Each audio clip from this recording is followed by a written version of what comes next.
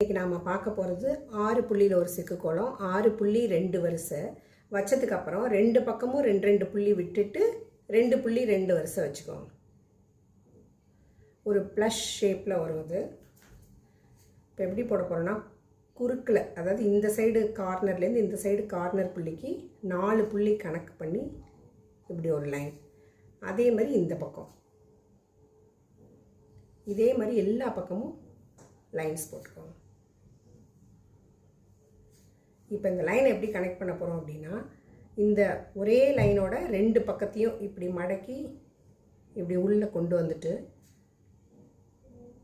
இந்த சென்டர் புள்ளியில் ஒரு யூ மாதிரி இப்படி வளைச்சி கனெக்ட் பண்ணிடுங்க. இப்படி பெண்ட் பண்ணி உள்பக்கம் கொண்டு வந்துடுங்க. அதை கீழால் இப்படி வளைச்சி ஜாயின் பண்ண வேண்டியதான். ரொம்ப சிம்பிளான கோலம் இது.